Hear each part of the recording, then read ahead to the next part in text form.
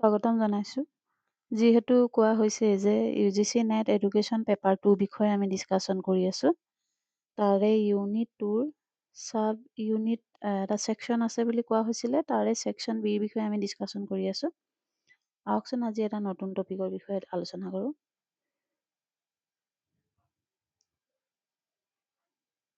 চাওকচোন। Determination of education policy. ঠিক আছে, ইয়াৰ বিষয়ে আমি ডিছকাশ্যন কৰিম। Determination of education policy meaning. Determination of education policy are the factors that influence the formulation, direction, and implementation of education policy. ঠিক আছে, আৰু ইয়াৰ মেজৰ ডিটাৰমিনেশ্যন হৈছে পলিটিকেল ডিটাৰমিনেশ্যন। পলিটিকেলত মেনশ্যন আছে যে ideology of the ruling government, political stability, constitutional value, equality, justice, democracy. আৰু ইয়াৰ এক্সাম্পলো দিয়া হৈছে emphasise on the inclusion and the equality in Indian education policies. আৰু এডুকেশ্যন ইকনমিক ডিটাৰমিনেণ্টত আছে availability of resource, budget allocation, economic growth and labour market needed. Education seen as investment in human capital. এডুকেশ্যনক investment হিচাপে দেখা যায়। ইয়াক human capital মানে হৈছে, তাক মানে কি হৈছে এডুকেশ্যনৰ সদায় ইনভেষ্টমেণ্ট মানে এইটো শিক্ষাৰ ওপৰত ইনভেষ্ট কৰিলে তাৰ এগেইনষ্টত আমি কিমান মানে তাৰ প্ৰফিট পাম বা কিমান আমাৰ ইনকাম হ'ব তাৰ ওপৰত নিৰ্ভৰ কৰা হৈছে economic determination. Availability of resources, budget allocation, economic growth and labour market, এইখিনি ছ'চিয়েল ডিটাৰমিনেশ্যন হৈছে social structure and stratification, democratic factors. আকৌ জেণ্ডাৰ এণ্ড কাষ্ট ডিছপেৰিটিছ, ছ'চাইটিৰ ওপৰত ৰিলেটেড হয় এইটো। আৰু কালচাৰেল ডিটাৰমিনেণ্টত হৈছে language, tradition and value and national identity. Curriculum reflect cultural heritage. টেকন'লজিকেলত হৈছে digital infrastructure, innovation and ICT integration, online learning and digital education reforms etcetera, এইখিনি কোৱা হয়। আৰু গ্ল'বেল ডিটাৰমিনেশ্যনত হৈছে globalisation, international agencies, UNESCO, world bank, OECD, policy borrowing and benchmarking.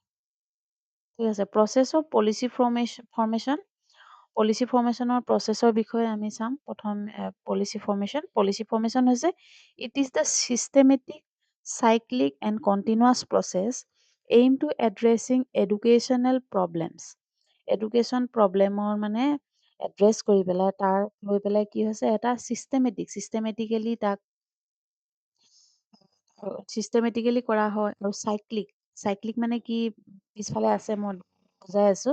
Cyclic মানে হৈছে এটা বিভিন্ন চাইকেল, যেনেকে কি আছিলে কেনেকে আমি এপ্লাই কৰিছো, তাৰ ফিডবেক কি আহিছে, এইবোৰৰ ওপৰত ডিপেণ্ড কৰা গোটেইখিনি এটা চাইকেল হয়, চাইক্লিক হয় আৰু কণ্টিনিউৱাছ প্ৰচেছ। আৰু এইটোতো কণ্টিনিউৱাছ হ'বই ন, কিয়নো সময় অনুপাতে টাইম অনুপাতে সকলোবোৰ এডুকেশ্যনেল নিডবোৰ সলনি হৈ আহি থাকে। আৰু এই সকলোখিনিকে মানে কি বুলি কোৱা হয়, চাইক্লিক বুলি কোৱা হয় আৰু কণ্টিনিউৱাছ প্ৰচেছ বুলি কোৱা হয়। ষ্টেজেছ অফ পলিচি ফৰ্মেশ্যন, এই ষ্টেজকেইটা চাব এনালাইচিছ দ্য এক্সিষ্টিং চিটুৱেশ্যন। এই ষ্টেজখিনিকে মানে বাৰে বাৰে কৰি থকাটোকে চাইক্লিক প্ৰচেছ বুলি কোৱা হয়। তাৰে analysis of the existing situation, identification of problem, need assessment and collection of data and evidence based on survey report আৰু statistics। তাৰমানে survey report আৰু statistics কৰি পেলাই এনেকুৱা ধৰণৰ প্ৰব্লেমখিনি আইডেণ্টিফাই কৰা আৰু ইয়াৰ need assessment কিয় লাগে বা collection of data and evidence কিয় তাৰমানে কেনেকৈ কালেক্ট কৰা হ'ব, কি কৰা হ'ব বা ইয়াৰ এভিডেন্সখিনি কেনেকৈ কৰা হ'ব, এই গোটেই সকলোখিনি মানে কালেক্ট কেনেকৈ কৰা হয় এই প্ৰচেছটোকে কোৱা হয় analysis of the existing situation. Next হৈছে generation of policy options, development of alternative solution, expert solution and stakeholder participation. For example ধৰি লোৱা মানে এখন জেগাত এখন গাঁৱত শিক্ষাৰ হাৰটো মানে কমি আহিছে।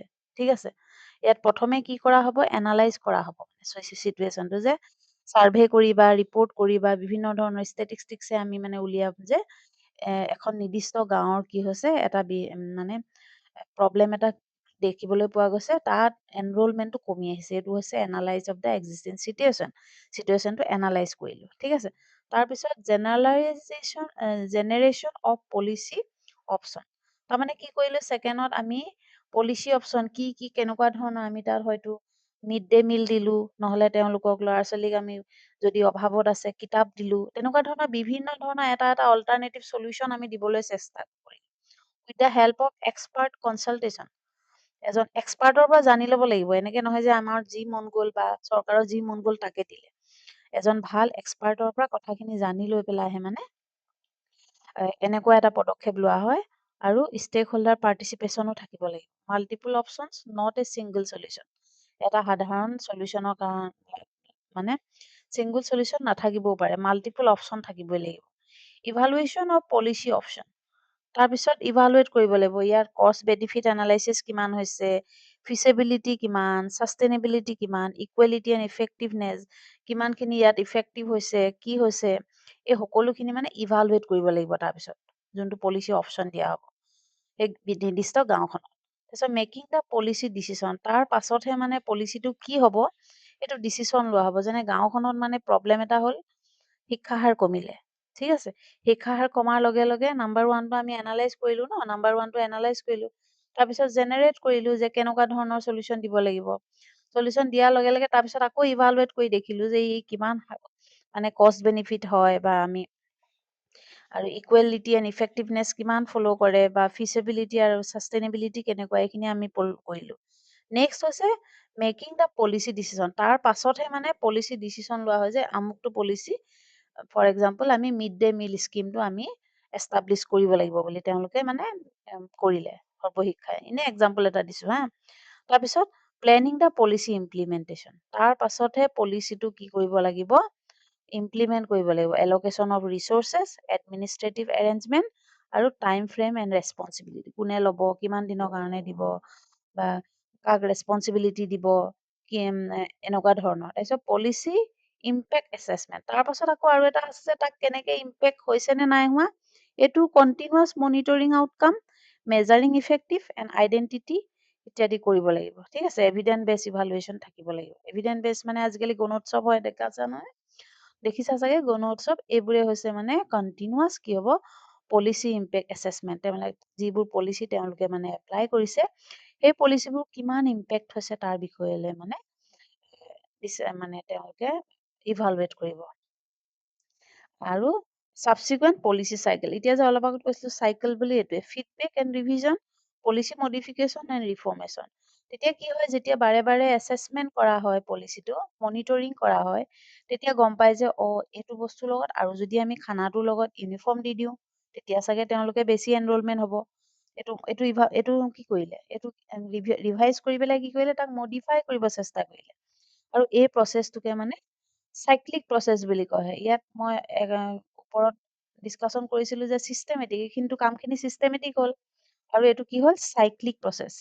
এইটো কৰি আকৌ যেতিয়া আকৌ নতুনকে প্ৰথমে খানা দিয়াৰ পাছত আকৌ তেওঁলোকক যেতিয়া নেক্সট আকৌ কাপোৰ কানি দিলে, তাৰপিছত আকৌ সেইটো একেধৰণে কৰিলে, এনালাইজ কৰিব, জেনেৰেট কৰিব, তাৰপিছত জেনেৰেট কৰাৰ পাছত ইভালুৱেট কৰিব, এনেকুৱা ধৰণে কৰি কৰি এইটো এটা চাইক্লিক হিচাপে হৈ থাকিব আৰু কণ্টিনিউৱাছ। বাৰে বাৰে এইটো যেতিয়া তেওঁলোকে ইভালুৱেট কৰিব, পলিচিটো কিমান ফিডবেকটো চাব, ৰিভিজন চাব, এই প্ৰচেছটোক কি বুলি কোৱা হয়, কণ্টিনিউৱাছ প্ৰচেছ বুলি কোৱা হয়। ইমানখিনিয়ে।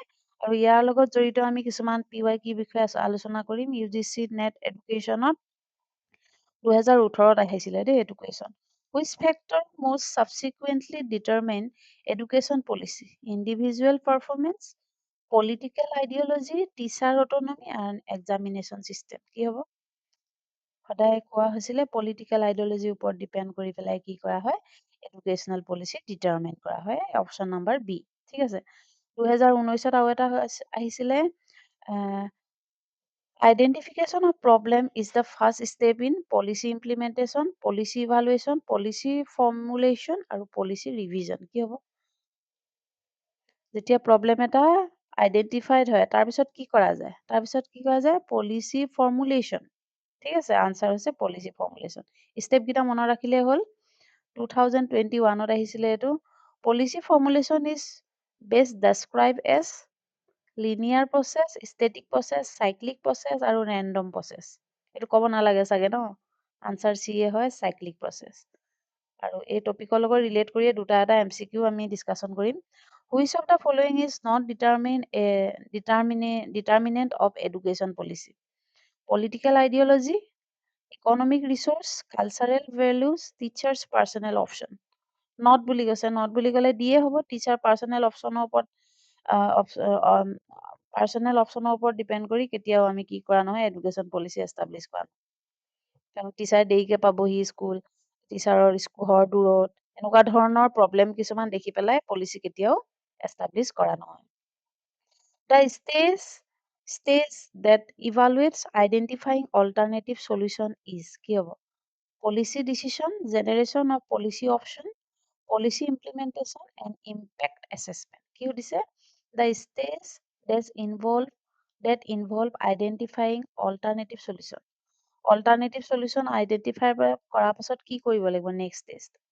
হ'ব generation of policy option B হয় দেই। Cost benefit analysis is mainly used in ক'ত ইউজ কৰা হয় চোৱাচোন। Problem identification, policy option evaluation, policy decision and policy implementation. এইটো অলপ কনফিউজিং ন? চবে চাগে ভাবিছা policy implementation নহয়। Policy option, প্ৰথমে অপশ্যনখিনি চিলেক্ট কৰাৰ পাছতহে চাই যে এইটো কিমান কষ্ট বেনিফিট হ'ব নে নহয়, হয়নে? কষ্ট বেনিফিট কি হয় এইটো বিষয়ে আমি ডিছকাছত কৰিম নেক্সট বেলেগ এটা ক্লাছত। Monitoring the effectiveness of policy comes under কোনটো হ'ব? Policy formulation, policy decision, policy impact assessment, policy planning. ইয়াৰ আনচাৰ হ'ব পলিচি ইম্পেক্ট এছেছমেণ্ট।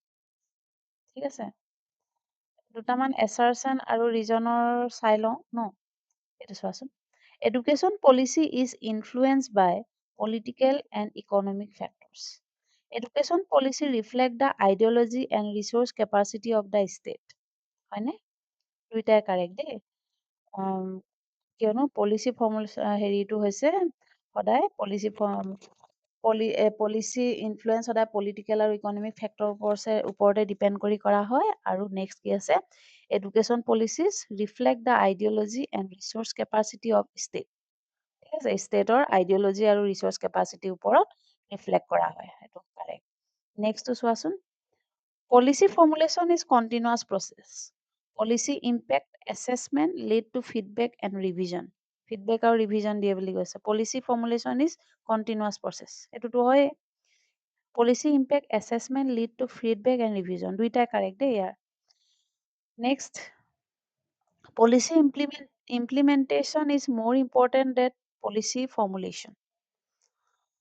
আৰু well formulated policy always succeed without implementing planning. Planning নকৰাকে কেতিয়াও সম্ভৱ হ'বই নোৱাৰে ন? সেইটো কাৰণে আৰটো ফলছ। আৰু এই অপশ্যন কেইটাৰ মতে কি আছে? আৰ ফলছ এইটোতো টুৱে হয়। Policy implementation is more important than policy formulation, এইটো হয়। নেক্সট দুটামান এইটো অকণমান এইটো হেৰিটো চাই লোৱা। Education policy is in short মানে কেনেকৈ মনত ৰাখিব লাগিব?